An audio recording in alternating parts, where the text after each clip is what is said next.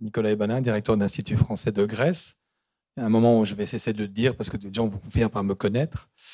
Merci d'être venu. C'est une journée difficile, on sait, pour se déplacer. C'est la semaine de la francophonie. La francophonie, c'est le partage de la langue française. Le partage de la langue française, c'est quoi? Ce sont des gens qui l'ont acquis en naissant, et ce sont des gens qui l'ont acquis en l'apprenant. En naissant, on l'apprend quand même aussi à l'école. Et je suis particulièrement fier d'accueillir aujourd'hui Reni Yotova. Vous êtes de nationalité bulgare, vous parlez un français splendide, merveilleux, et vous parlez de la langue française avec une chaleur qu'un Français, je crois, n'est même plus capable d'avoir quand il parle de sa propre langue. Donc je suis particulièrement heureux de vous accueillir ce soir. Je vais vous présenter très brièvement parce que je crois que les présentations seront faites par Madame Tatsopoulou, que je remercie également de sa présence. Madame Tatsopoulou, vous êtes professeure associée de littérature française au département de langue et de littérature française à l'Université nationale et capodistrienne d'Athènes.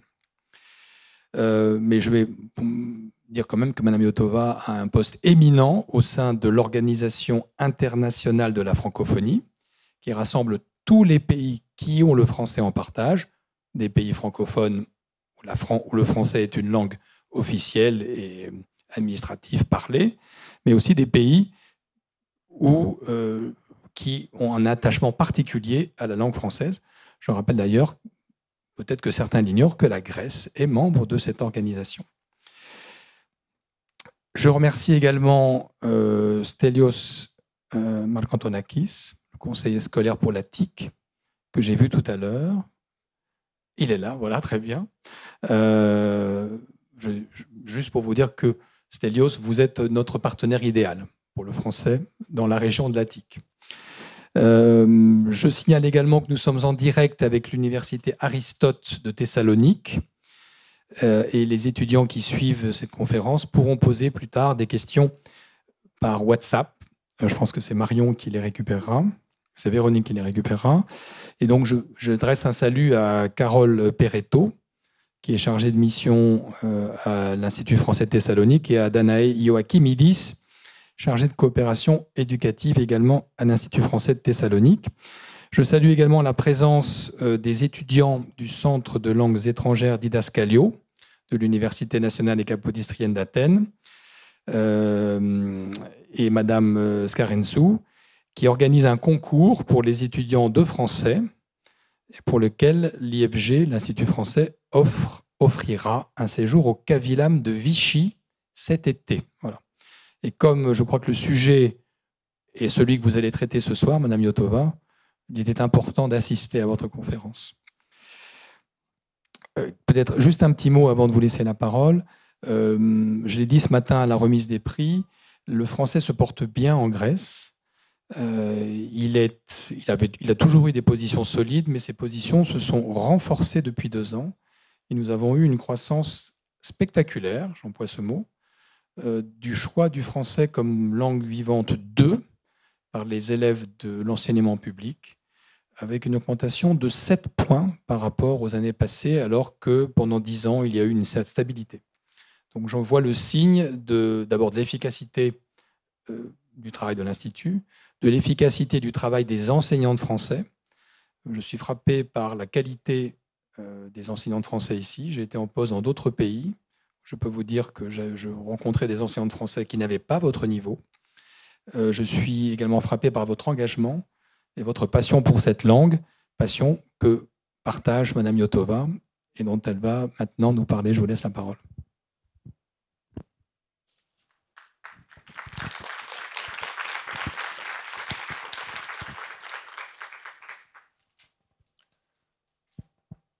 Monsieur le directeur de l'Institut français de Grèce, Madame l'attachée de coopération pour le français, Madame la présidente du département de langue et littérature française, chers collègues, chères étudiantes, chers étudiants, Mesdames, Messieurs, bonsoir et merci d'être ici présents pour fêter la francophonie et proclamer votre amour pour le français, langue d'échange et de partage présente sur les 5 continents. Nous avons le plaisir et l'honneur d'avoir avec nous ce soir Madame Rénie Yotova, déléguée de l'OIF, Organisation internationale de la francophonie, à l'enseignement du français dans le monde.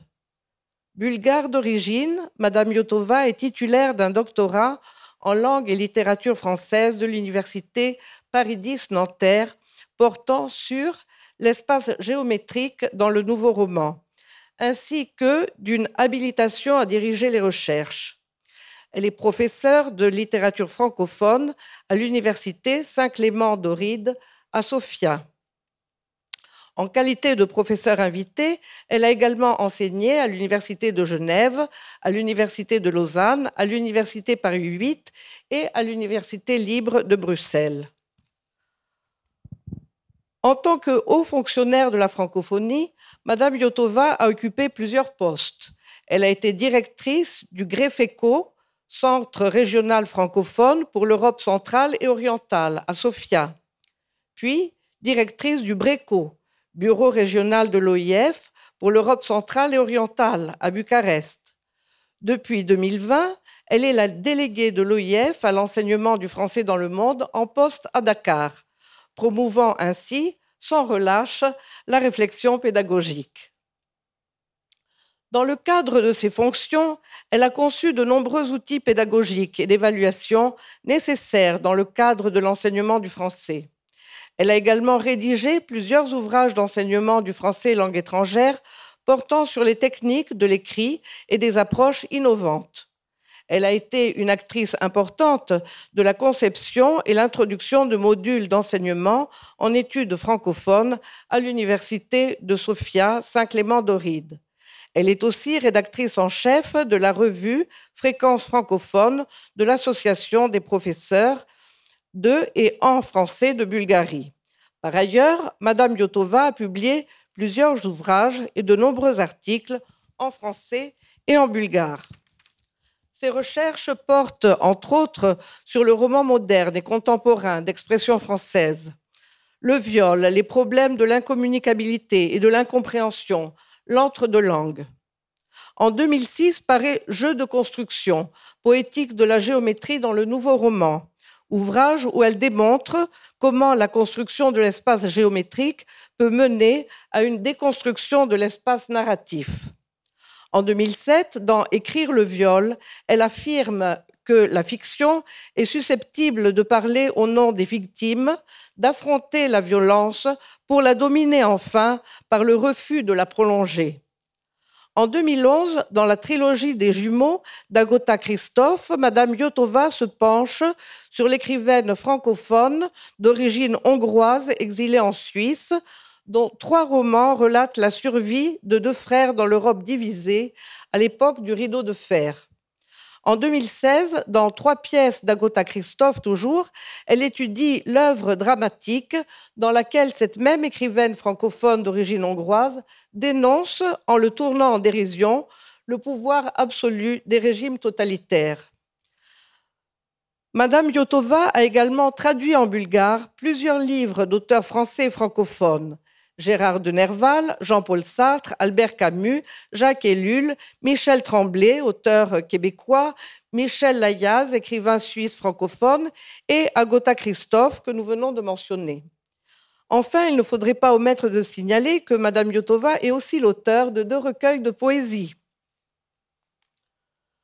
Pour son œuvre polyvalente, Madame Yotova a reçu de nombreuses distinctions.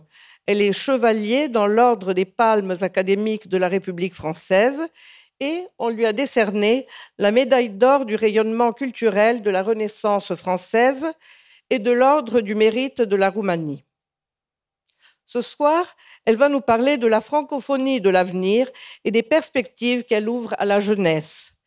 Mais nous avons hâte de vous écouter, Madame Yotova, et je vous passe sans plus tarder la parole.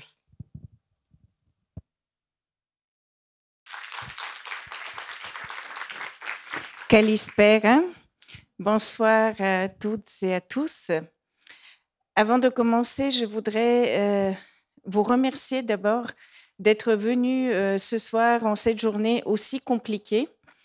Je vous remercie vraiment. Et bien sûr, je voudrais remercier d'abord le directeur de l'Institut français, M. Nicolas Ebelin, ainsi que ses collaboratrices Véronique Bruet et Marion Rimbaud, avec qui nous avons préparé cette mission.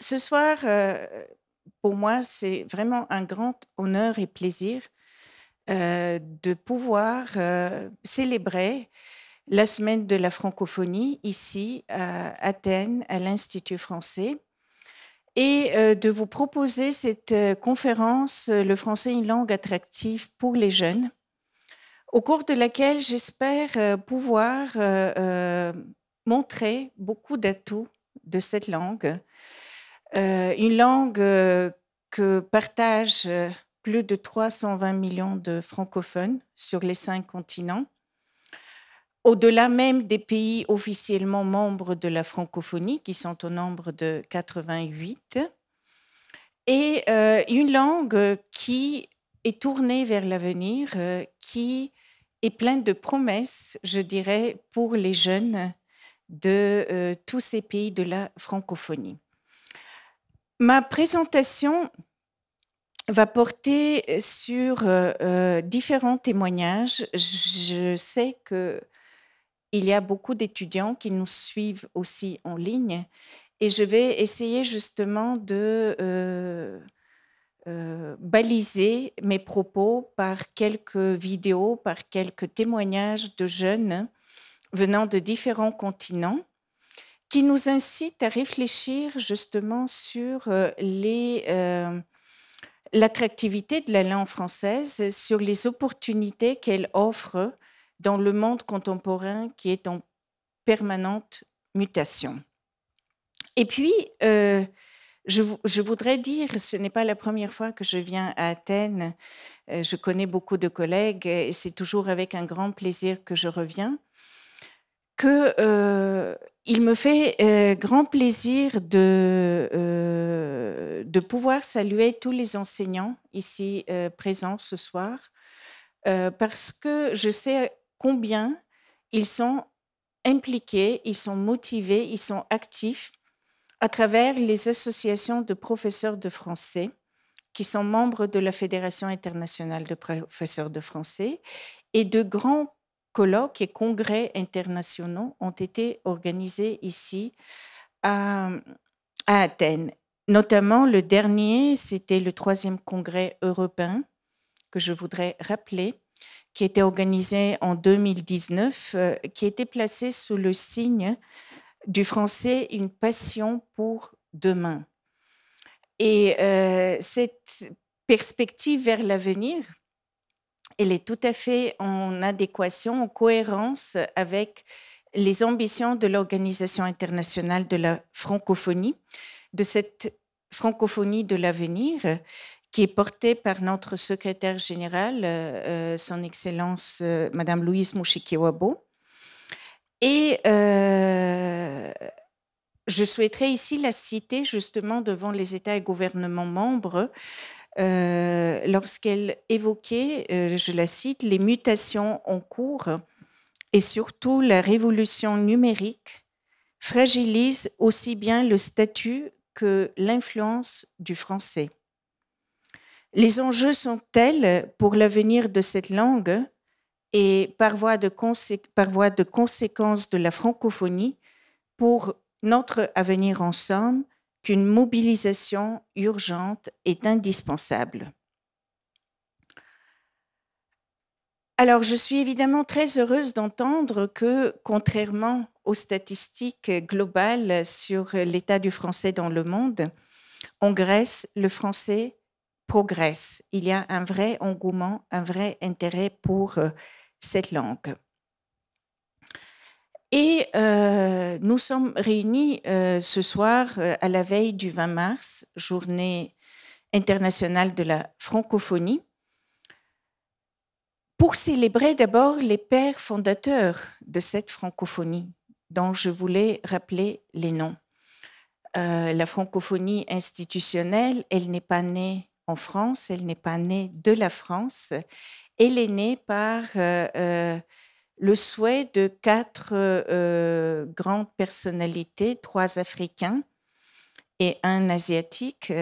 Je voudrais donc rendre hommage à Léopold Sédar Senghor, le poète premier président du Sénégal, Habib Bourguiba, le président de la Tunisie, Amani Diori, le président du Niger, et le roi du Cambodge, Norodom Sihanouk. Donc, ce sont ces 4 pères fondateurs qui, le 20 mars 1960, ont donné naissance à notre 70, pardon.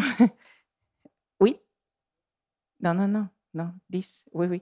En 2020, c'était le 50e anniversaire de notre organisation, qui ont donné donc naissance à cette communauté, à cette organisation internationale.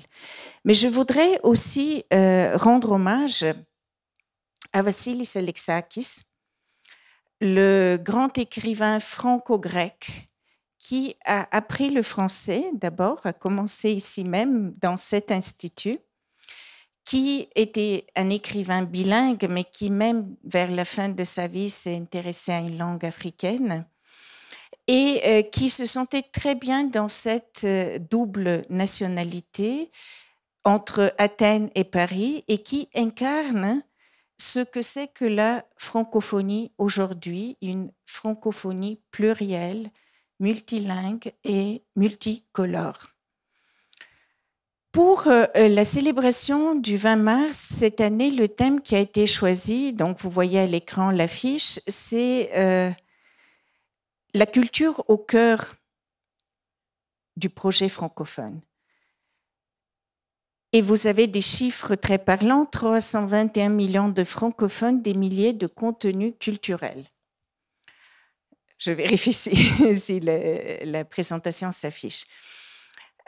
Évidemment, ces chiffres interpellent pour nous dire que, et ça c'est à la fois les mauvaises leçons du Covid, mais aussi les aspects positifs, le potentiel énorme de pouvoir diffuser des contenus culturels également à travers le numérique, à travers la toile. Et l'Organisation internationale de la francophonie s'intéresse de plus en plus à la découvrabilité des contenus francophones sur Internet, sur la toile. Et donc, quand on parle mettre à l'honneur la créativité, la culture, c'est aussi face au défi du numérique. Comment mettre le numérique au service de la diffusion et de la promotion des contenus culturels. Je voudrais aussi, au tout début, vous signaler la plateforme de l'OIF le 20 mars, francophonie.org, sur laquelle vous pouvez inscrire les événements que vous organisez ici en Grèce, parce que j'ai vérifié, il n'y a aucun événement qui soit enregistré. Peut-être parce que vous ne connaissez pas la plateforme. Donc, je vous incite vraiment, ça prend quelques minutes, mais pas beaucoup de temps, c'est assez facile de le faire, parce que ça permettra de communiquer sur ce que vous faites. Vous pouvez aussi découvrir ce que font les autres pays partout dans le monde. J'ai vu tout à l'heure, il y a plus de 300 événements qui sont déjà enregistrés, mais ça vous donne aussi des idées sur d'autres activités, et puis de communiquer sur les magnifiques résultats ce matin de ce concours qui a mobilisé autant d'élèves en Grèce.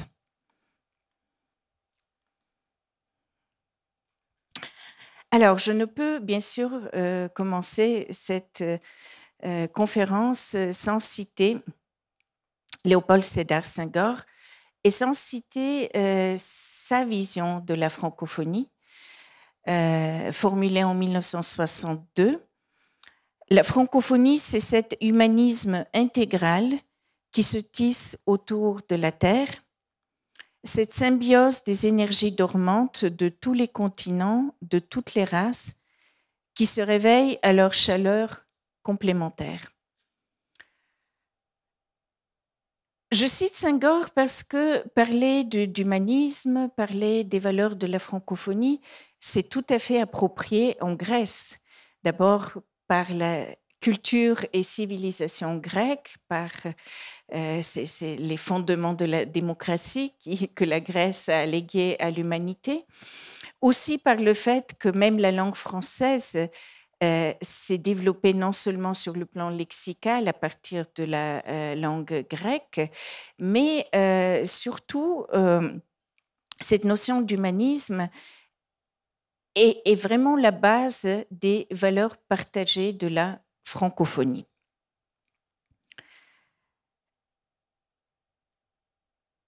Et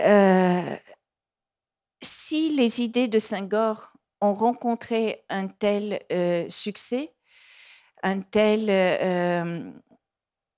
admiration auprès de non seulement des hommes politiques qui l'ont suivi, mais de plusieurs générations, c'est que Senghor était visionnaire. Senghor voyait bien comment, ce qu'il disait sur les décombres de la colonisation, on pouvait construire une communauté de solidarité. Et sur cette base-là, l'organisation a grandi au cours de toutes ces années, plus de 50 ans maintenant, et s'est développée. Je voudrais demander maintenant au régisseur de passer une vidéo qui nous permet de voir l'état du français en 2022. C'est une vidéo qui est produite par notre observatoire de la langue française qui produit tous les 4 ans un rapport. Et donc, je vous invite de suivre cette vidéo. Merci. Créée en 1970, l'Organisation internationale de la francophonie rassemble et mobilise 88 États et gouvernements, dont 7 associés et 27 observateurs. Cet ensemble représente 17,5% de la population mondiale et contribue à 16,6% du PIB mondial. À ce jour, le réseau de l'OIF compte 13 représentations extérieures qui animent sa coopération et font rayonner la francophonie sur la scène internationale, 3 centres régionaux pour l'enseignement du français et 2 instituts spécialisés dans les domaines de l'éducation et du développement durable. La francophonie, c'est aussi 4 opérateurs et une assemblée parlementaire. Tous les 4 ans, son observatoire de la langue française recueille des données sur le terrain, les analyse et les restitue à travers le rapport « La langue française dans le monde ». Présente sur les 5 continents, la langue française cohabite au quotidien avec plus d'un quart des 6000 langues existantes, dont entre 2000 et 2500 se trouvent sur le seul continent africain. Le français est la 5e langue la plus parlée au monde avec 321 millions de locuteurs, dont 255 millions en font un usage quotidien.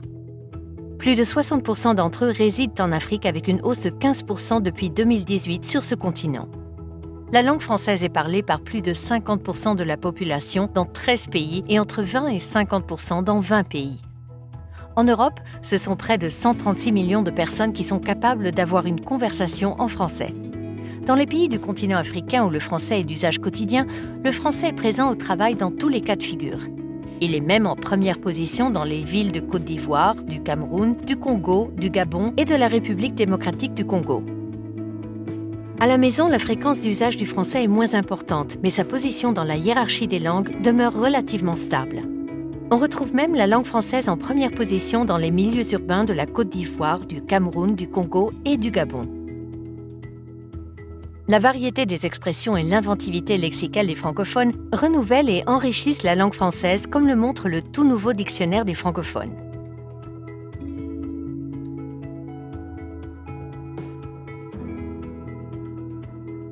Dans le monde, on compte 144 millions d'apprenants du ou en français. Le français est la langue principale d'enseignement dans 36 États ou gouvernements et ce sont 93 millions d'élèves et étudiants qui sont scolarisés en français, dont 54 millions en Afrique subsaharienne et dans l'océan Indien. La francophonie intègre également les langues nationales au sein de ses programmes pour accompagner la formation des maîtres du primaire et le renforcement de politiques linguistiques et éducatives plurilingues, principalement en Afrique. Avec ses 51 millions d'apprenants, le français est également la deuxième langue étrangère la plus enseignée, ce qui représente une augmentation de 6,5% par rapport à 2010. Les motivations professionnelles et les possibilités de mobilité internationale que permet la maîtrise du français pèsent de plus en plus dans le choix de cette langue. Dans l'Union européenne, le français est aussi la deuxième langue vivante étrangère des enseignements primaires et secondaires.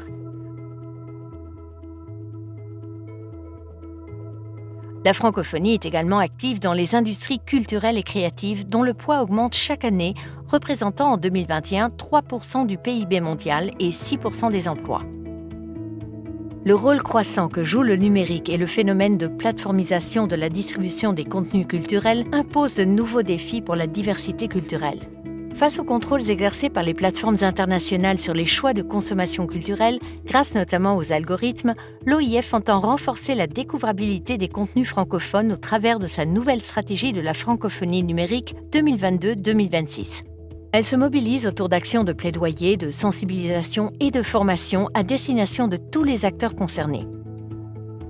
Le français est également la 4e langue d'Internet et la 2e langue la plus cybermondialisée après l'anglais. En tout, ce sont 43% des internautes qui sont plurilingues. Bien que le français soit la 2e langue des organisations internationales, seulement 4 à 12% des textes sont produits en français. Pour contrer le danger du monolinguisme et faire reculer le recul du français, la francophonie met en place un nouveau dispositif de veille, d'alerte et d'action pour la langue française et le multilinguisme. Grâce au groupe d'ambassadeurs francophones, aux diplomates de tous ces pays membres, aux alliances avec d'autres espaces linguistiques, plusieurs organisations internationales et régionales comme l'ONU, l'Union africaine ou l'Union européenne considèrent le multilinguisme comme une condition essentielle du multilatéralisme et un bien commun à défendre. Du côté des médias, TV5 Monde, l'un des plus grands réseaux audiovisuels mondiaux, s'adresse aux francophones comme aux francophiles dans toute leur diversité linguistique et culturelle grâce au sous-titrage en 13 langues. La chaîne réunit plus de 80 millions de téléspectateurs chaque semaine et est reçue par plus de 404 millions de foyers sur la planète. Sa nouvelle plateforme francophone, TV5 Monde Plus, offre plus de 5000 heures de programmes en accès libre. Ensemble, faisons rayonner la langue française.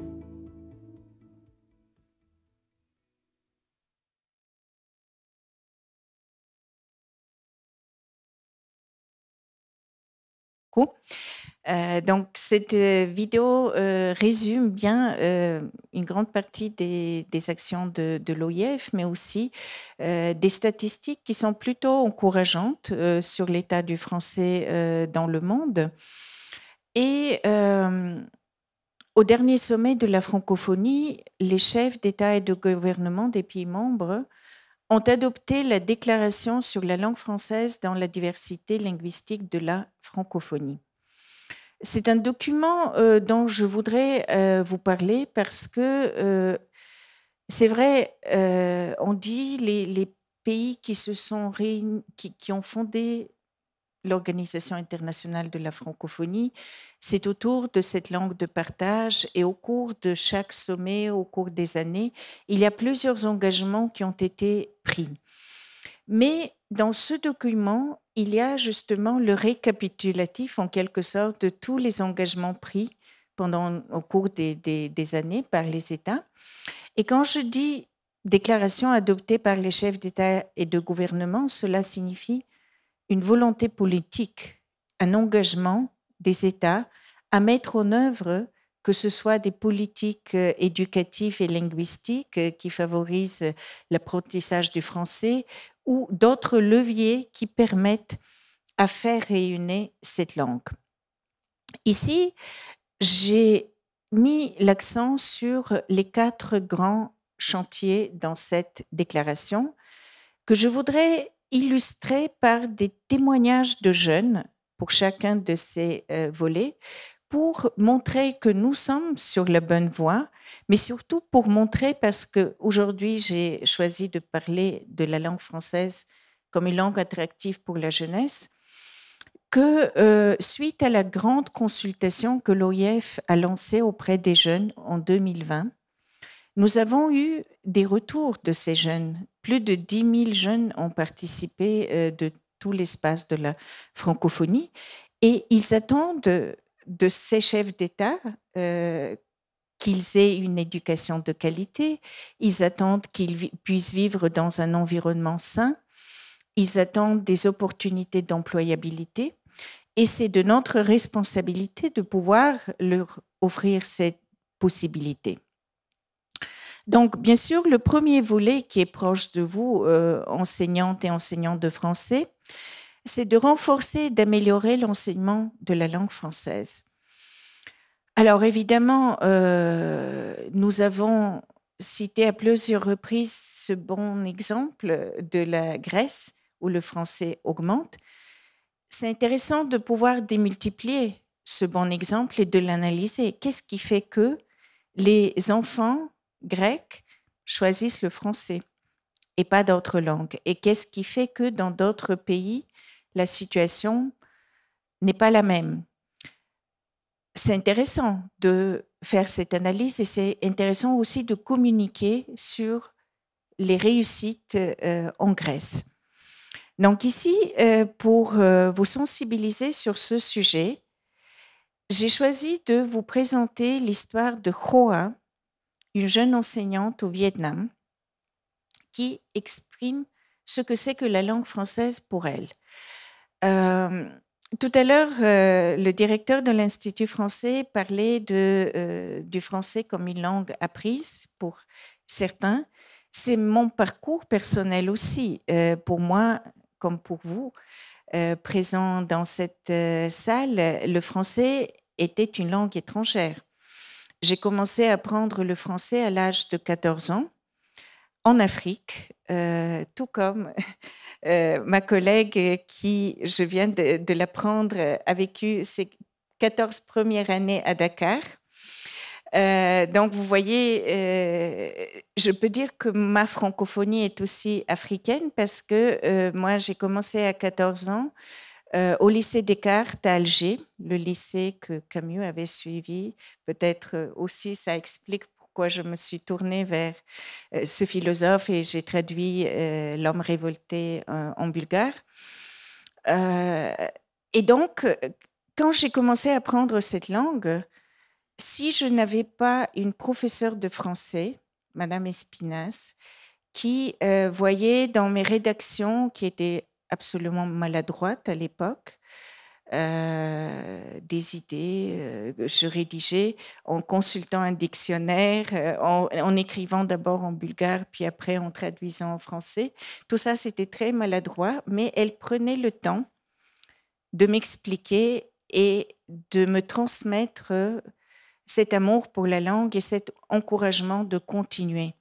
Et je suis sûre que ici, d'abord, tous les enseignants sont devenus peut-être enseignants de français ou enseignants tout court parce que dans leur vie, ils ont rencontré un jour un enseignant qui les a inspirés et qui les a motivés à apprendre une langue étrangère. Et je suis sûre que même les étudiants qui nous suivent aujourd'hui, ils ont de bons exemples d'enseignants qui les inspirent. D'où l'importance du métier de l'enseignant. Je veux rendre hommage à tous les enseignants. Et évidemment que pour réaliser les objectifs de dire, voilà, on veut renforcer l'enseignement du français, il faut créer les conditions institutionnelles. Il faut que les enseignants aient les conditions pour exercer. Il faut que les établissements scolaires disposent des conditions nécessaires. Mais moi, j'ai vu en Afrique, à Dakar, où je suis actuellement, des enseignants dispenser un cours avec 100 élèves, sans aucun matériel. Et ces élèves sont là, les yeux rivés dans la parole du professeur et très motivés pour apprendre.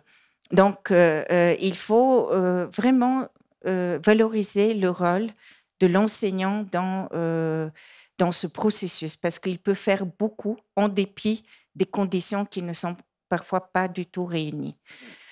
Et donc, je vous invite, s'il vous plaît, à suivre Hoa du Vietnam, ce qu'elle nous dit. Et bien sûr, je vous fais dérouler des vidéos, mais je vous incite aussi, parce que j'espère qu'on aura à la fin un échange, d'essayer de retenir de chacune de ces capsules vidéo quelques mots-clés qui expriment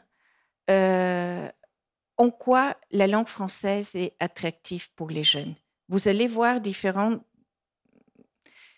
points de vue et peut-être, en les écoutant, en réfléchissant, essayez de chercher la réponse pour vous et on pourra réutiliser ces éléments dans la discussion à la fin. Donc, on écoute Hoa. Merci. J'interviens dans un master à l'Université d'Artois. L'objectif de ce master est de former des futurs professeurs de français. Je travaille également avec des étudiants allophones pour les former pour poursuivre leurs études supérieures à l'université. J'ai grandi au Vietnam. Au collège, j'ai écouté une émission à la télévision. C'était une émission pour apprendre le français. Et justement, j'avais un coup de foudre pour le français parce que c'était la première fois que j'ai entendu cette langue avec toutes les tonalités, avec tous les rythmes qui m'attiraient. J'ai décidé par la suite d'apprendre le français et de choisir le français comme vocation. C'est une langue qui est liée à ma famille, qui est liée à ma vie actuelle, qui est liée à ma vie professionnelle. Je ne peux pas imaginer un jour où je ne peux pas pratiquer cette langue.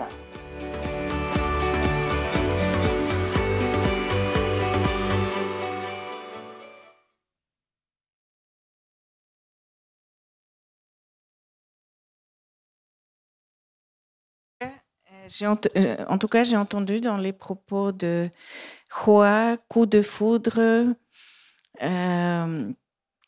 vocation.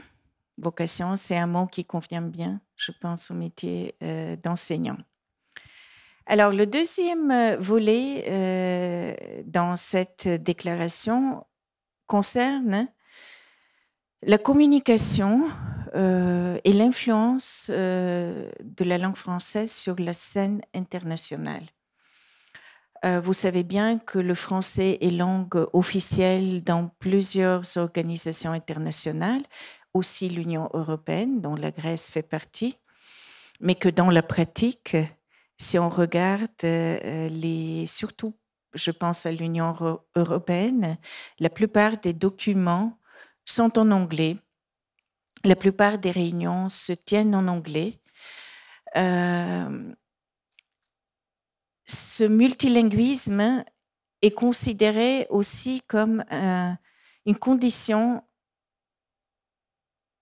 absolument essentielle pour le multilatéralisme et promouvoir le français dans les organisations internationales est aussi une façon d'éviter la pensée unique, d'éviter aussi de parler le globish, d'éviter aussi des incompréhensions parfois.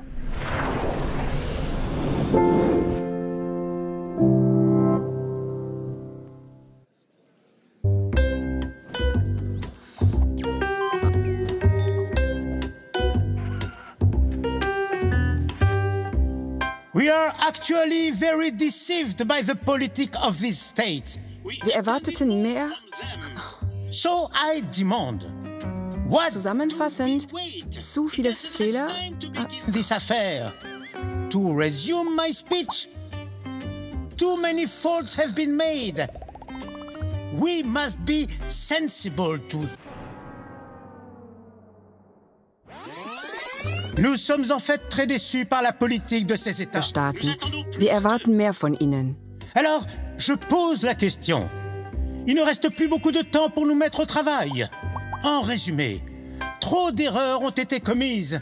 Nous devons avoir conscience de cela.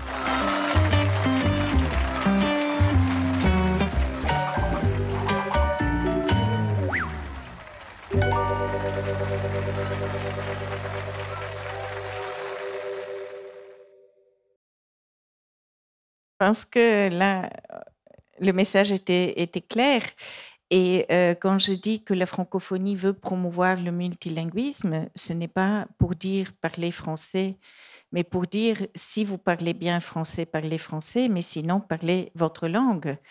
Le français aux côtés des autres langues et pas évidemment dans le souci de faire dominer le français par rapport à d'autres langues. Le troisième volet concerne l'employabilité des jeunes, en fait. Et cette consultation que j'ai citée, évidemment que pour les jeunes, suite à une éducation de qualité, ce qu'ils attendent, c'est l'insertion professionnelle, c'est l'employabilité, c'est la réalisation de leurs acquis. Et la francophonie a beaucoup de choses à leur apporter en ce sens. Et parfois, il y a des partenariats qui peuvent se créer, des passerelles auxquelles on ne pense pas tout de suite. Pour la Grèce, qui est un pays touristique, évidemment, la maîtrise de la langue française est un atout et potentiellement une opportunité d'employabilité dans le secteur du tourisme, de la culture, dans beaucoup de secteurs, mais aussi pensez à des ponts que vous pouvez faire avec des jeunes dans d'autres pays de l'espace de la francophonie. Je vais donner un exemple, un projet que nous avons mis en place cette année avec la participation de 10 classes d'élèves de Grèce, qui est un projet d'échange échange virtuel entre classes de français. Donc, il y a 10 projets qui est mis en œuvre par l'association Parlement. C'est une association française reconnue par le ministère de l'Éducation. Ces 10 classes grecques sont en contact avec 10 classes en Égypte. Et sur cette plateforme, pendant toute une année scolaire, ils échangent, il y a des étapes, d'abord des indices sur leur pays, ensuite des activités communes. Et ils terminent l'année sur un projet qu'ils ont construit ensemble. Et on a voulu faire exprès de ne pas les mettre en binôme avec des classes en France, parce que d'habitude, on se dit, voilà, on va communiquer avec des classes de grands pays francophones, mais pour leur permettre de connaître la francophonie. Et donc, je suis sûre qu'à l'issue de cet échange entre les élèves grecs et les élèves égyptiens, des amitiés vont naître qui peuvent continuer et qui peuvent ensuite déboucher sur d'autres types de relations, parce que la force de la francophonie, c'est les réseaux. C'est la possibilité de rendre les rencontres possibles. Vous disiez ce matin qu'il n'y a pas de hasard, mais juste de rendez-vous. Donc, et une fois que les jeunes se rencontrent, après, ils n'ont même plus besoin d'appui institutionnel. Ils ont des idées, ils créent ensemble. On a eu plein de situations où des jeunes, suite à des forums organisés par la francophonie, ont créé des entreprises internationales où ils échangent et communiquent. Alors, dans la vidéo qui suit, on va écouter l'histoire d'Elisabeth, fondatrice et PDG de Stefanka Technologies au Canada, Québec.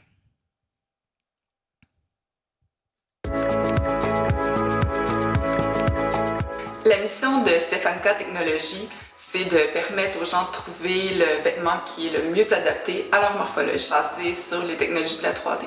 Puis la vision pour moi, c'est vraiment de trouver le moyen d'inverser le processus d'achat, le processus de consommation, pour que les grandes organisations aient des outils pour mieux comprendre la morphologie des gens, mieux adapter aussi toute leur chaîne de production. Lorsque j'ai été contactée par l'Organisation internationale de la francophonie, pour moi, c'était vraiment une opportunité.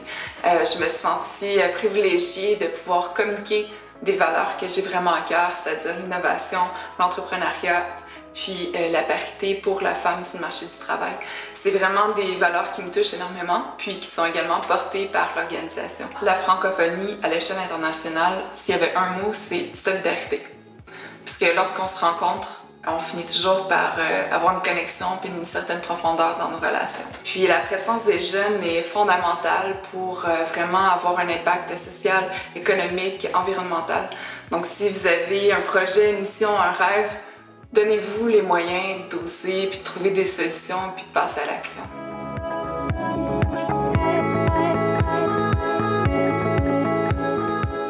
Vous avez pu entendre le bel accent québécois, le mot solidarité qui sonne bien dans nos oreilles et aussi qui nous montre que vous pouvez être ici en Grèce et travailler très bien avec des jeunes qui sont au Québec ou ailleurs, que les frontières n'existent plus réellement. Surtout quand on se lance dans le domaine du numérique. Et la quatrième ambition dans cette déclaration porte justement sur comment conforter sa place dans un espace numérique de plus en plus diversifié. C'est vrai que le français se porte assez bien sur la toile, selon les statistiques, mais on sait bien que c'est un monde qui est beaucoup plus envahi par la langue anglaise. Alors, le digital, c'est une opportunité d'emploi, c'est une opportunité de créativité pour les jeunes. C'est aussi une opportunité, on l'a vu, dans le domaine de l'éducation. Lorsque, suite à la crise du Covid-19, on a été obligé de passer très rapidement en mode virtuel pour assurer la continuité éducative. Et là, nous avons de nouveau un exemple inspirant d'une jeune femme, Matina, cofondatrice de Saina, première école de digital à Madagascar.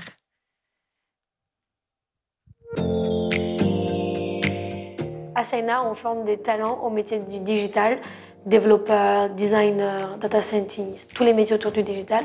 On les forme gratuitement et après on les place en entreprise, soit en freelance, soit en CDI, soit sur des projets. Et c'est ce qui permet de financer leur formation. Au-delà du fait que je suis une femme dans la tech et qu'il n'y en a pas beaucoup et que je sois jeune, j'ai monté ma boîte assez jeune, c'est que c'est non seulement de l'espoir pour toutes les autres femmes qui veulent, elles, se lancer dans le digital, mais aussi pour dire que c'est possible de faire ça à Madagascar. Aujourd'hui à Madagascar, le fait de donner accès à des jeunes à apprendre la langue française, c'est hyper important. Aujourd'hui, il y a une opportunité qui est incroyable pour faire du business et pour développer économiquement nos pays d'Afrique francophone. La francophonie, en un mot, pour moi, c'est opportunité.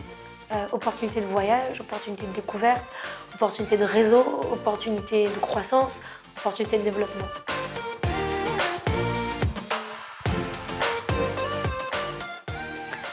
Évidemment, je retiens le mot « opportunité » dans son message. Donc, la langue française comme une opportunité pour les jeunes. Le réseautage, c'est vraiment ce qui leur permet de créer, d'être ensemble, de partager, de construire le monde tel qu'ils le souhaitent. Donc, je vous fais voyager, vous voyez, à travers différents pays de la francophonie. Et je vous fais rencontrer d'autres jeunes de l'espace francophone. Et on termine sur le cinquième grand chantier de cette déclaration qui porte sur l'utilisation de la langue française dans les industries culturelles et créatives. Et là, nous serons au Sénégal avec l'histoire de Aude, entrepreneur culturel, qui est française et qui travaille avec des créateurs sénégalais.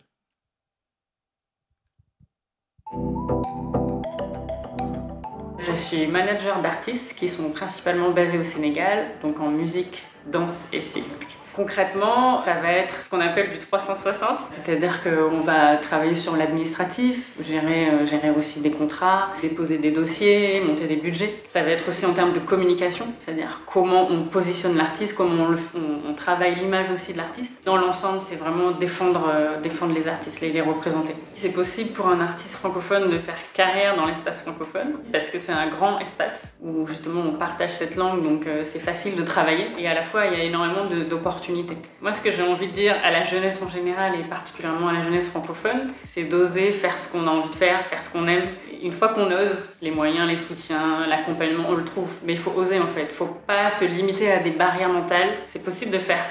Il faut juste oser.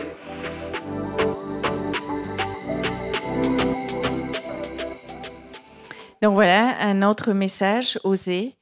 Et puis, les opportunités vont venir. À travers ces 5 exemples de messages de jeunes qui montrent comment la langue française leur permet de vivre, parce que c'est des jeunes qui sont dans l'emploi, qui ont terminé leurs études, qui est leur langue de travail. Nous avons des exemples très concrets en quoi la langue française est attractive pour les jeunes. Et tout à l'heure, dans les échanges, j'espère que vous avez aussi trouvé votre mot-clé, soit en vous identifiant à certaines de ces jeunes, soit en trouvant d'autres opportunités, d'autres inspirations dans votre quotidien. Tout cela a bien sûr été possible parce que la langue française, vous avez vu, c'est des jeunes pour qui la langue française n'est pas la langue maternelle, et à quelques exceptions, ou qu'ils partagent avec une autre langue. Cela a été possible parce que la langue française est une langue hospitalière. Et si je dois moi-même donner ma définition en quoi la langue française est attractive, c'est l'hospitalité de la langue française. Je voudrais rappeler ces mots du poète québécois Gilles Vignon, qui donne une belle expression de cette image qui nous dit que la francophonie, c'est un vaste pays sans frontières. C'est celui de la langue française, c'est le pays de l'intérieur. C'est le pays invisible, spirituel, mental, moral, qui est en chacun de vous. Évidemment, chacun a sa vision, son lien avec la langue française, sa compréhension de la francophonie, et c'est ce qui fait la richesse de cette francophonie. Mais pour parler de l'hospitalité, vous avez reçu un texte qui a été distribué d'Edmond Jabès. Un beau texte qui fait réfléchir, surtout dans l'époque actuelle où on est de plus en plus confronté à des comportements de repli de soi, de rejet de l'autre. Et j'aimerais bien demander à 2 personnes dans la salle, c'est un dialogue, de se prêter au jeu, de lire ce texte. J'aimerais bien qu'on entende ce texte, qu'on entende ce dialogue qui pousse à la réflexion. Est-ce qu'il y aurait 2 volontaires pour le lire à 2 voix? Donc, c'est un dialogue entre... Il n'y a pas de pays qui est mentionné entre le représentant d'un pays et un étranger qui arrive dans son pays.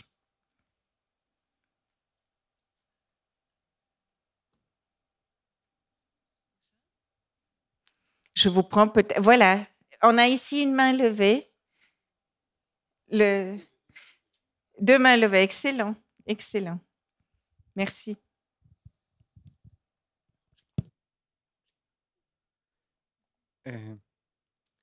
Que viens-tu faire dans mon pays?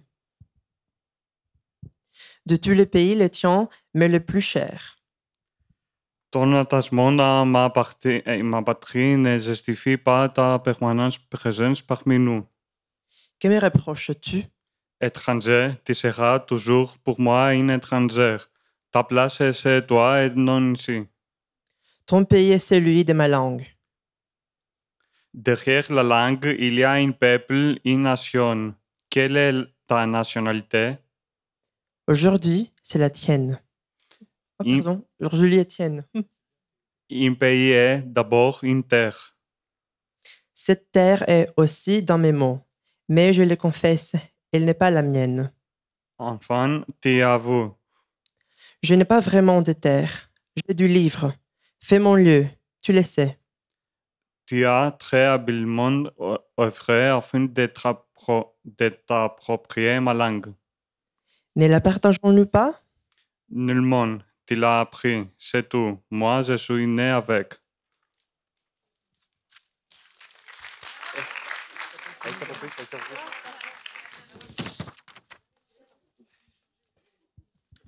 Douleur. J'ai chaque fois les sentiments que ma langue naît à moi.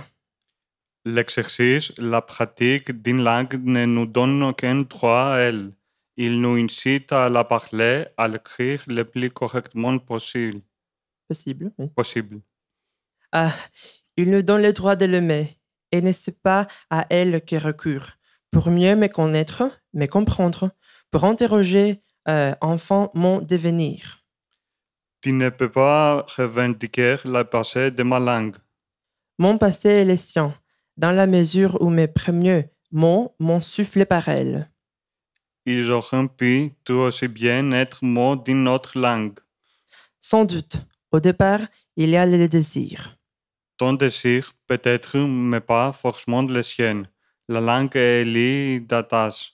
C'est aux circonstances que tu dois d'avoir adopté ma langue. Moi, j'ai hérité d'elle.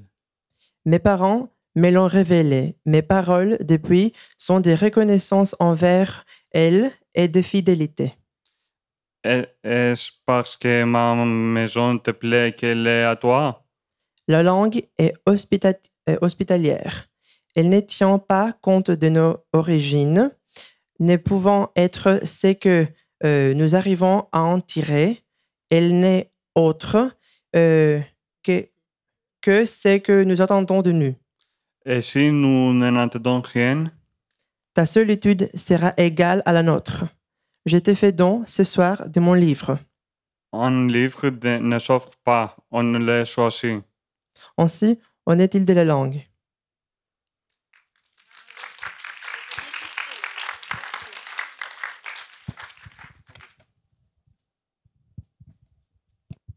Merci beaucoup pour cette belle lecture et j'ai cru comprendre qu'il y avait un problème avec la photocopie, peut-être quelques mots qui étaient coupés. Désolée, je ne le savais pas. Mais je pense que ce beau texte nous fait réfléchir justement sur l'hospitalité de la langue française, des langues en général, mais en l'occurrence de la langue française, cette hospitalité qui a rendu la langue française comme un pôle d'attraction pour beaucoup d'écrivains, d'artistes qui ont choisi la langue française comme langue d'écriture. Si vous suivez les derniers prix littéraires en France, ce n'est pas des Français nés en France, ce n'est pas des écrivains pour qui la langue française est langue maternelle qui les emporte. Donc, ça montre la vitalité de cette langue, notamment, je pense, au dernier prix Goncourt qui a été accordé l'année passée à un Sénégalais, Mbougar Sarr. Ça nous montre que cette langue, elle attire. Elle attire peut-être parce qu'elle a des qualités intrinsèques qui font que les écrivains lui attribuent ce qu'on a appelé déjà au XVIIIe siècle le génie de la langue française. Elle a certainement une capacité à exprimer la parole abstraite, à permettre de formuler des choses qu'on ne peut pas formuler de la même manière dans sa langue maternelle. Mais il faut savoir aussi que ce choix d'écrire en français pour beaucoup d'écrivains a été motivé par des raisons très différentes selon les pays d'origine. Tout à l'heure, j'évoquais Vassilis Alexakis. Lui, naturellement, comme il habitait en France, il naviguait entre le français et le grec. Il était bilingue. Il avait cette double identité, en quelque sorte. Mais pour beaucoup d'écrivains, si on prend l'Europe, issue de l'Europe de l'Est, ce qu'on appelait à l'époque du rideau de fer, le français, c'était symbole de langue de liberté. Ils écrivaient en français parce qu'il y avait la censure, parce que dans leur langue maternelle, ils ne pouvaient pas écrire des choses que le français leur a permis de dire. Or, cette image du français langue de liberté, vous ne pouvez pas la véhiculer en Afrique, où les anciennes colonies ne voient pas le français comme une langue de liberté. Et il y a quelqu'un comme Yassine Kateb qui disait que le français, c'est notre butin de guerre. Donc, la motivation pour écrire en français était tout autre. C'était la motivation de pouvoir montrer justement aux colonisateurs de pouvoir le dominer en maîtrisant aussi bien sa langue que lui. Donc, vous voyez, ce rapport est très complexe à l'échelle mondiale, mais il montre que la langue française, elle est hospitalière. Donc, on n'est plus, comme le rappelait ce matin le directeur de l'Institut français, Nicolas, dans la langue nation. Aujourd'hui, c'est ce français langue monde que nous cherchons de promouvoir. Et le texte d'Edmond Jabès fait réfléchir justement qui est légitime dans la langue française. Est-ce qu'on peut poser cette question? Est-ce que moi, en tant que Bulgare, je n'ai pas la légitimité d'écrire en français? Je pense que je l'ai. Voilà. Et tout comme vous, tout comme tous ceux qui se servent de cette langue pour créer. Parce que créer dans une langue étrangère, ça demande quelque chose d'exceptionnel, je pense. C'est plus que ce n'est plus un outil de travail. C'est exprimer une part de son identité dans une langue étrangère. Et si elle n'est pas hospitalière, ça n'aurait pas été possible.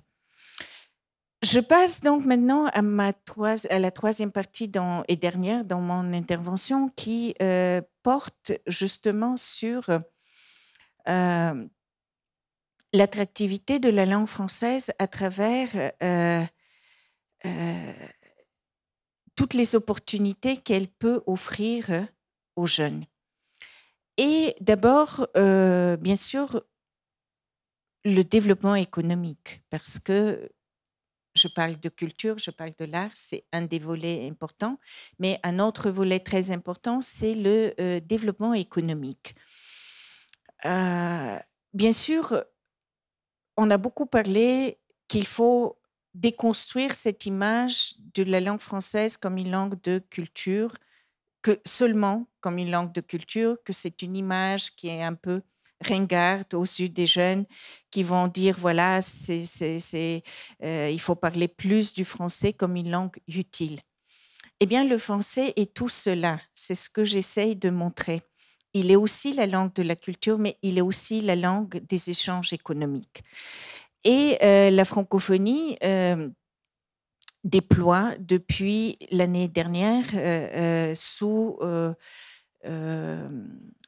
le haut patronage de notre secrétaire général des missions économiques. Il y a 2 missions qui ont été déployées en Asie, en Afrique, et la 3e est prévue justement en septembre 2023 en Grèce et au Liban, avec des étapes prévues à Athènes, Thessalonique et Beyrouth. Quel est l'objectif de ces missions économiques? Eh bien, justement, d'intensifier les partenariats d'affaires entre des entreprises de tout l'espace de la francophonie et en mettant justement en exergue les opportunités d'affaires et d'investissement de la région de Méditerranée orientale. Donc, voilà un exemple d'opportunités offertes par la francophonie parce que ces entreprises qu'on met en connexion, elles peuvent justement, grâce à la langue française, effectuer des affaires et contribuer au développement économique. Et aussi, je voudrais ici donner un exemple, un des projets phares de l'OIF, Déclic, Formez-vous au numérique avec l'OIF, qui a réalisé une étude sur la classification et la cartographie des métiers du numérique en francophonie et la Grèce faisait partie aussi des pays dans cette étude. Et puis, bien sûr, la langue française, au cœur de la créativité,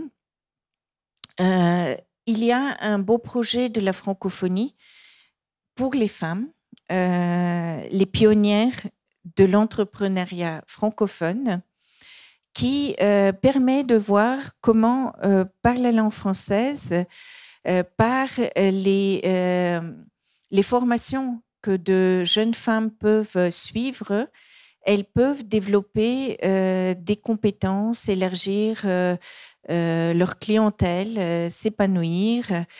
Et nous allons donc suivre ici les paroles d'une pionnière, Doris Foncam, directrice générale de Lakele. C'est une entreprise dans le domaine de la mode au Cameroun. Je suis Doris Foncam, directrice générale de Lakele. Je suis camerounaise et je participe au programme de l'OIF, les pionniers de l'entrepreneuriat.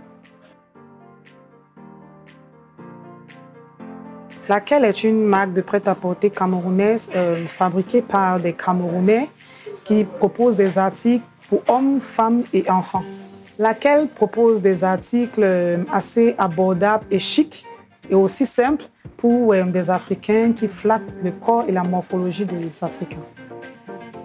Les pionniers de l'entrepreneuriat représentent pour nous une sorte de formation, bien sûr suivie par des experts qui nous coachent. Et aussi, ça nous permet de faire du networking, de pouvoir rencontrer des gens qui font dans le même corps du métier que nous et essayer d'échanger nos différentes expériences et nos différents challenges.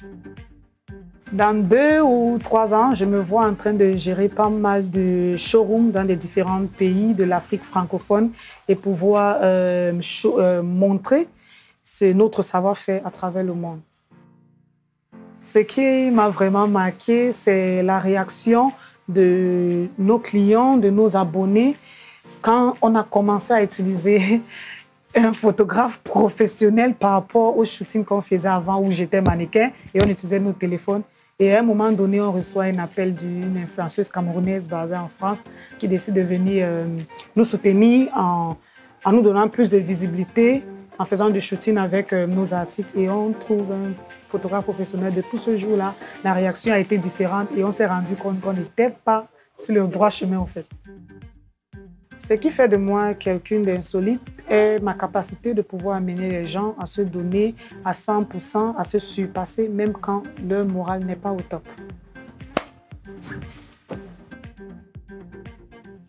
Donc voilà, que de messages positifs de ces jeunes. Pour terminer, je pose cette question, le français peut-il contribuer à penser et bâtir le monde que nous voulons pour demain? En gros, quel lien peut-on chercher entre la langue française, la diversité culturelle et linguistique de la francophonie et le développement durable? D'abord, je voudrais dire que les objectifs de l'OIF sont très proches des objectifs de l'ONU, des Nations Unies, et que la Déclaration sur les droits de l'homme adoptée par les Nations Unies, elle a été rédigée en français, pour rappeler, mais aussi que la langue française n'est pas seulement une langue de communication, une langue de travail, qu'il ne s'agit pas seulement de penser que l'OIF et les pays qui la composent n'ont que le français comme langue de partage linguistique. Il faut comprendre que derrière cette langue, il y a des valeurs partagées et que ces valeurs partagées sont en cohérence parfaite avec les objectifs de développement durable, qui sont les objectifs de l'humanité tout court, et que cette diversité que vous avez vue à travers les témoignages des jeunes montre comment la diversité culturelle et linguistique est un catalyseur justement de développement durable. Et que les valeurs que notre organisation promeut à travers la langue française sont des valeurs indispensables à la construction d'un monde où les peuples sont libres et émancipés coexistent dans la paix et la fraternité et œuvrent ensemble pour le développement durable et pour le progrès de tous. Donc, je dirais en conclusion que ce en quoi je crois, c'est que les jeunes ont cette capacité de vouloir construire un monde riche de l'autre, de construire un avenir riche de l'autre, et que nous, notre responsabilité est à 3 niveaux. D'abord, quel est l'héritage que nous allons laisser aux jeunes? Quel est l'héritage aussi bien face à l'environnement, face aux catastrophes naturelles? Quelle planète nous allons léguer aux jeunes? Deuxièmement, quelle est l'éducation que nous allons donner aux jeunes? Quelle sera cette éducation? Est-ce qu'elle leur permettra d'être efficaces, d'être employés, de trouver un travail? Est-ce que cette éducation est en adéquation avec le monde du 21e siècle? Et troisièmement, justement, quelles sont les valeurs que nous allons leur transmettre? Et face à ces 3 responsabilités qui relèvent de nous, et les éducateurs et les institutionnels, je terminerai par dire que j'espère qu'au cours de cet exposé, vous avez pu décrypter quelques atouts de la langue française, en quoi elle est attractive pour les jeunes. Mais j'aimerais aussi entendre les jeunes pour savoir si ils se sont identifiés à certaines de ces jeunes et si vous-même, vous avez trouvé un mot-clé par lequel vous diriez en quoi la langue française est attractive pour vous. Il ne s'agit pas là seulement de la motivation pour apprendre le français, etc. Mais s'il faut trouver un mot, là, il y avait de très belles paroles.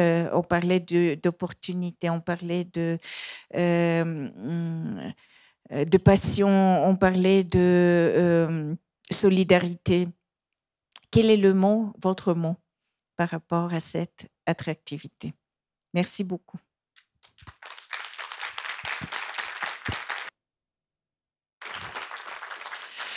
Merci beaucoup, Madame Yotova. Merci beaucoup. Merci à toutes et tous. Alors, on va passer à un petit temps d'échange donc avec la salle, ici à Athènes, puis aussi on aura peut-être quelques questions de Thessalonique. Restez tous parce qu'après ce moment d'échange, nous aurons donc un tirage au sort pour gagner des petits lots, notamment certains lots apportés par Madame Yotova. Puis, un cocktail vous attendra. Donc, restez avec nous jusqu'à la fin de cette session. On va prendre les questions ou justement les témoignages aussi. Madame Yotova a appelé témoignage des jeunes. Est-ce qu'il y a quelqu'un dans la salle qui veut poser une question ou témoigner? Oui, monsieur. Merci. Je pense que certaines introductions s'imposent. Bonjour, salut, je m'appelle Dimitris. Avant toute chose, je tiens à vous remercier de nous honorer de votre présence à cette conférence, ainsi que de partager votre et aussi beaucoup d'autres points de vue diversés sur le moyen pour attirer les jeunes vers le français. Et maintenant, je passe à ma question. Parmi tous les moyens que vous avez proposés, lesquels considérez-vous comme les meilleurs pour attirer et pour, je crois que pour faire ou rendre les gens amoureux du français et pas simplement les motiver de continuer leurs études francophones? Merci. Maîtrise pour la question. Alors, je suis un peu en difficulté de donner des recettes et je ne voudrais pas le faire Vous voyez, j'ai parlé de beaucoup de choses justement parce que je voulais ouvrir beaucoup de portes. Parce que je pense qu'il y a beaucoup de portes ouvertes et chacun va choisir quel couloir prendre et quel chemin suivre. Si on pense, parce que nous sommes en Grèce et le français est langue étrangère, et la question est de donner des arguments, peut-être s'il le faut, à un parent d'élève d'inscrire son enfant pour apprendre le français. Donc, évidemment, la première chose, c'est l'image que cette langue va avoir en Grèce. Et je pense qu'elle a une très bonne image parce qu'elle est associée à beaucoup de choses. Mais surtout, parce que les premiers rapports avec une langue quand elle est étrangère, c'est comment on va l'apprendre. Et c'est très important de l'apprendre de manière ludique. C'est très important de savoir ce qui se passe en dehors de la classe. Parce que ce qui se passe dans la classe, on a tous été élèves, il y a des moments où on s'ennuie. On ne veut pas, tout ce qui est scolaire, c'est une obligation. Donc, c'est très important tout ce qu'on va développer comme activité extrascolaire. Et pour moi, le concours que nous avons vu ce matin, parce que c'est un concours de créativité, moi, j'étais vraiment impressionnée des résultats de ces musées, de ces objets, de tout ce qui a été présenté. C'est là que l'amour va naître, parce que cet enfant, les enfants que j'ai vus ce matin, ils comprennent que par cette langue, ils peuvent transmettre quelque chose, ils peuvent dire leur monde à leur manière, ils peuvent s'exprimer. Et ce n'est pas pour avoir une note à l'école, ce n'est pas pour passer un examen, c'est pour le plaisir. Et donc, c'est tout simplement ça. Si vous avez du plaisir à apprendre le français, à faire des choses en français, mais l'amour est là. Ça va de pair avec le plaisir. Donc, c'est une composante essentielle de l'attractivité. Donc, tout ce qu'on va développer, on a l'habitude de l'appeler en francophonie environnement francophone, ou on peut lui donner d'autres noms. Mais pour moi, c'est très important les activités extrascolaires, ce qui va se passer en dehors de la classe, qui va, c'est pas la question de motiver, qui va justement permettre aux enfants de s'épanouir en français.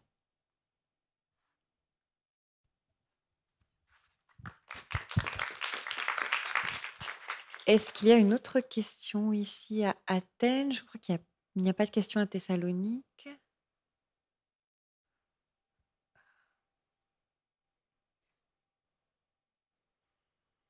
Personne? Vous êtes sûr? Là-bas, je vois une main. Là-bas. Ah!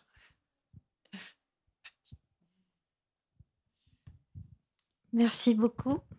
Merci de votre présence, de vous voir ici à Athènes. Ça fait déjà 2 années, plus depuis 2019, depuis le congrès d'Athènes.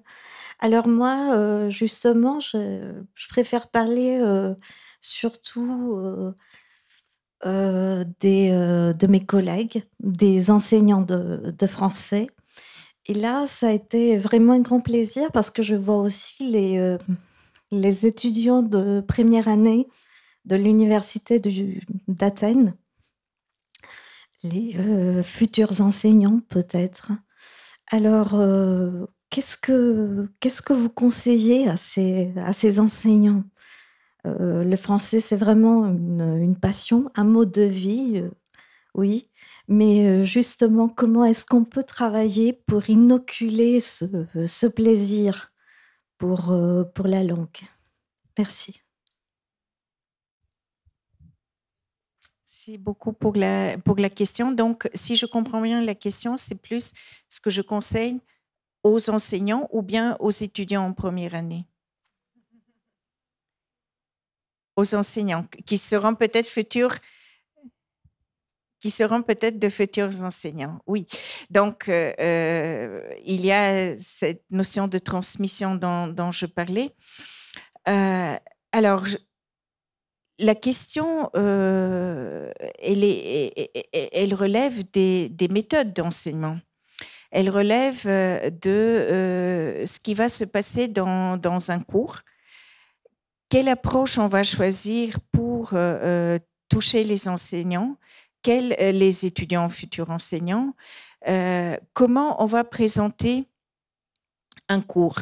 Je pense que ce que je peux donner, puisqu'on me demande des conseils, c'est vraiment d'innover en permanence son enseignement. Je commençais cette conférence en parlant du monde en mutation permanente.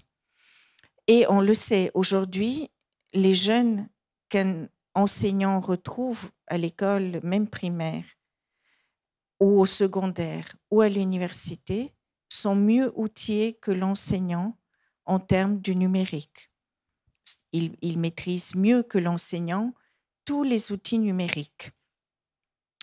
Alors, au lieu de les bannir, au lieu de dire ils sont trop sur les téléphones portables, ils sont trop sur Internet, sur les jeux vidéo, parce qu'on ne peut pas éviter cela. Essayons de faire des outils d'apprentissage des téléphones portables, des jeux vidéo. Et là, j'ai eu le déclic que c'est des excellents outils d'apprentissage. Quand mon fils, à l'âge de l'adolescence, jouait tout le temps à des jeux vidéo.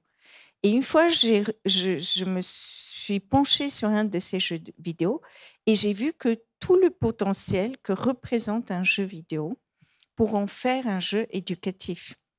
Parce que souvent, même les jeux vidéo sont conçus à partir de la mythologie. Sauf que l'enfant, il ne le sait pas. Il joue, voilà, mais il ne sait pas le fond qu'il y a derrière. Et ça, c'est le rôle de l'enseignant de le lui expliquer et de lui montrer, enfin, d'insérer dans l'enseignement l'environnement des jeunes. Il faut être en phase avec les jeunes. Il faut utiliser le téléphone portable pour transmettre des savoirs.